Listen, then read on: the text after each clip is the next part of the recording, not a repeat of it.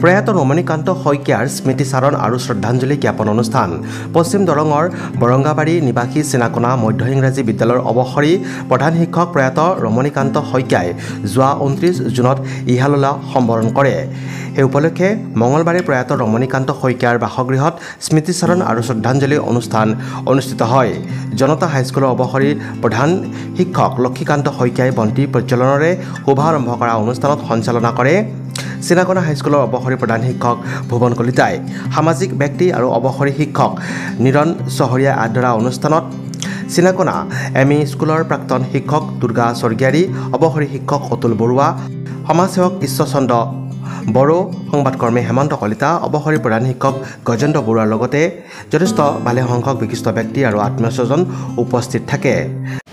পোনপ্ৰথমে আজি আমাৰ প্ৰয়াত ৰমণীকান্ত শইকীয়াদেৱৰ আদ্যশ্ৰাদ্ধৰ দিন উপলক্ষে লগতে যি স্মৃতিচাৰণ সভা, এই সভাৰ যোগেদি আপোনালোকৰ সংবাদ মাধ্যমক মই ধন্যবাদ জনাইছোঁ।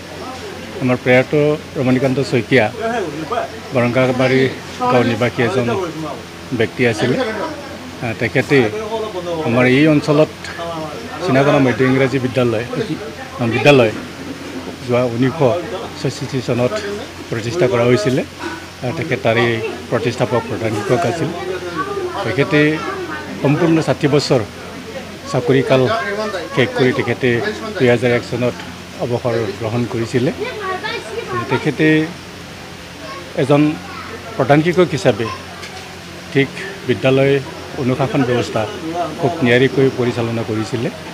আৰু ঠিক তেখেতৰ কাৰ্যকালৰ সময়তেই 1980 চনত বড়ো মাধ্যম শ্ৰেণী প্ৰৱৰ্তন কৰা হৈছিল। আৰু সেই বড়ো মাধ্যম প্ৰৱৰ্তন কৰি থকাৰ কিছু হয়তো বিভাগীয় ফালৰ পৰা স্বীকৃতি লাভ কৰাৰ কাৰণে তেখেতে বহু যত্ন কৰিছিলে। এটা সময়ত 1993 চনতহে বড়ো মাধ্যম শাখাত আমাৰ যিখিনি শিক্ষক চৰকাৰীকৰণ কৰা হৈছিল। তেখেতে দুয়োটা মাধ্যম খুব নিয়াৰিকৈ পৰিচালনা কৰিছিলে। আৰু যাৰ কাৰণে এই অঞ্চল চিনাকনা মধ্য ইংৰাজী বিদ্যালয়ৰ দুয়োটা মাধ্যমৰ ল'ৰা ছোৱালী, দুয়োটা মাধ্যমৰ শিক্ষক শিক্ষয়িত্ৰী থকাৰ কাৰণে এটা শান্তি সম্প্ৰীতি খুব গাঢ়ভাৱে গঢ়ি তুলিছিলে। যেই নহওক তেখেতক মই সেইখন বিদ্যালয়ৰে বড়ো মাধ্যম শাখাৰ এজন সহকাৰী শিক্ষক হিচাপে তেখেতক লগ পাইছিলোঁ। তেখেত খুব সহজ সৰল ব্যক্তি আছিলে। এই হিচাপে এই অঞ্চলৰ ল'ৰা ছোৱালী সকলোৰে শিক্ষা যাতে ভালদৰে গ্ৰহণ কৰিব পাৰে তাৰ ব্যৱস্থাখিনিও তেখেতে চিন্তা এটা কৰিছিলে। যে তেখেতে অৱসৰ গ্ৰহণ কৰাৰ পিছত আজি আমাৰ মাজত যোৱা 29 তাৰিখে তেখেতে পৰলোক গমন হয়। আমি তেখেতৰ আত্মাৰ চিৰশান্তিৰ কাৰণে আজি স্মৃতিচাৰণ যোগেদি আমি ঈশ্বৰৰ ওচৰত প্ৰাৰ্থনা কৰিছোঁ তেখেতৰ আত্মাই যাতে স্বৰ্গগামী হয়। নমস্কাৰ। আজি আমাৰ গৃহত অৱসৰপ্ৰাপ্ত প্ৰধান শিক্ষক চিনাকনা মধ্য ইংৰাজী বিদ্যালয়ৰ প্ৰয়াত ৰমণী শইকীয়াদেৱৰ পবিত্ৰ আদ্যশ্ৰাদ্ধ উপলক্ষে এখন স্মৃতিচাৰণ সভা অনুষ্ঠিত হয়। এই স্মৃতিচাৰণ সভাত বহুকেইগৰাকী গুণমুগ্ধ ব্যক্তি উপস্থিত হৈছেহি। তেখেতৰ এসময়ৰ সহকৰ্মীসকলো উপস্থিত হৈছেহি। তাৰ কাৰণে আমি পৰিয়ালৰ তৰফৰ পৰা তেখেতসকললৈ আন্তৰিক শ্ৰদ্ধা আৰু কৃতজ্ঞতা নিবেদিছোঁ। ইতিমধ্যে আপোনালোকে গম পাইছে যে আজিৰ এই স্মৃতিচাৰণ সভাখনত সঞ্চালনা কৰিছে চিনাকনা উচ্চ ইংৰাজী বিদ্যালয়ৰ অৱসৰপ্ৰাপ্ত প্ৰধান শিক্ষক ভুৱন চন্দ্ৰ কলিতা ছাৰে। আৰু আজিৰ এই স্মৃতিচাৰণ সভাত মুখ্য স্মাৰক বক্তা হিচাপে উপস্থিত থাকি চিনাকনা মধ্য ইংৰাজী বিদ্যালয়ৰ অৱসৰপ্ৰাপ্ত প্ৰধান শিক্ষক দুৰ্গা স্বৰ্গীয়াৰী ছাৰে তেখেতৰ স্মৃতিচাৰণ কৰিছে আৰু বহুখিনি কথা উপস্থিত সুধী সমাজক তেখেতে অৱগত কৰিছে। আমি আটাইকেইগৰাকী এই স্মাৰক বক্তাসকলক আৰু উপস্থিত থকা সুধী সমাজক পৰিয়ালৰ তৰফৰ পৰা আন্তৰিক শ্ৰদ্ধা আৰু কৃতজ্ঞতা নিবেদিছোঁ। আৰু আমি আশা ৰাখিছোঁ আপোনালোকৰ জৰিয়তে এই তেখেতৰ যি আদৰ্শৰাজি, সেই আদৰ্শৰাজি সমাজত বিয়পি পৰিব। আজি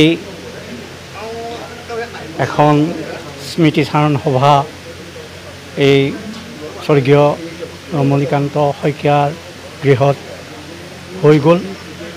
যোৱা 29 জুনত তেখেত স্বৰ্গগামী হয়। আৰু সেই উপলক্ষে আজি আদ্য শ্ৰাদ্ধত তেখেতৰ গৃহত শ্ৰদ্ধাঞ্জলি অনুষ্ঠান হৈছে। ইয়াত বন্তি প্ৰজ্বলন হৈছে। তেখেতৰ স্মৃতিচাৰণ সভাত আজি বন্তি প্ৰজ্বলন কৰে শ্ৰীযুত লক্ষী কলিতা, প্ৰাক্তন প্ৰধান শিক্ষক, নগাঁও জনতা হাইস্কুল। আৰু এই স্মৃতিচাৰণ সভাখন পৰিচালনা কৰে প্ৰধান শিক্ষক ভুৱন চন্দ্ৰ কলিতাদেৱে। আৰু বিভিন্ন দিশৰ পৰা তেখেতৰ সহকৰ্মীবৃন্দ আহি তেখেতৰ গুণানুকীৰ্তন আজিৰ সভাত কৰে। গতিকে মই আশা ৰাখিছোঁ তেখেতৰ আত্মাই চিৰশান্তি লাভ কৰক। তেখেতৰ যি আদৰ্শ, সেই আদৰ্শ বৰঙাবাৰীৰ আজি নতুন প্ৰজন্মই গ্ৰহণ কৰিব বুলি আশা ৰাখিছোঁ। নামফলাৰ পৰা সুদৰ্শন কলিতাৰ ৰিপৰ্ট, নিউজ এক্সপ্ৰেছ, অসম।